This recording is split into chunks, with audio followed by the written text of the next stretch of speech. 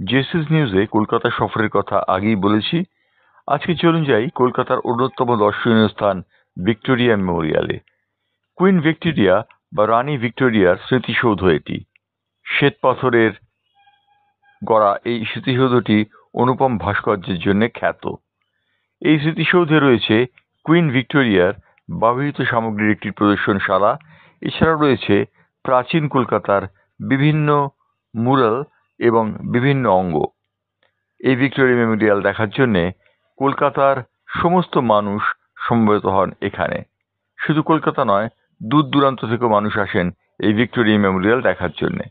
উল্লেখযোগ্য, কুইন ভিক্টোরিয়ার মৃত্যুর পর কলকাতাবাসী চাঁদা তুলে এই ভিক্টোরিয়া স্মৃতি সদনটি গড়ে তোলে।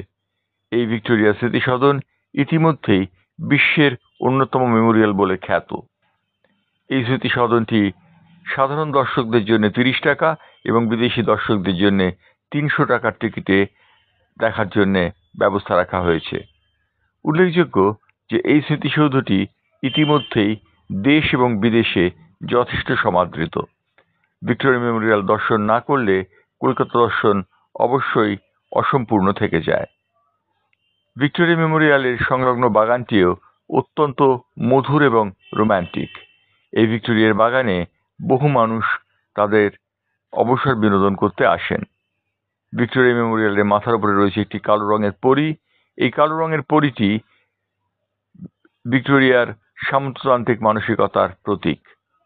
উল্লেখযোগ্য যে ভিক্টোরিয়া মেমোরিয়ালে বিভিন্ন সময় বিভিন্ন অয়েল পেন্টিং রয়েছে, যে পেন্টিংগুলি দেখার জন্যে বিভিন্ন গবেষকরাও সেখানে হাজির হন।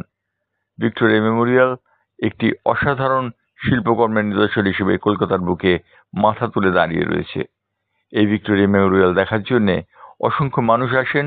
আপনিও চলুন এই ভিক্টোরিয়া মেমোরিয়ালে। ব্যুরো রিপোর্ট, জেসিস নিউজ।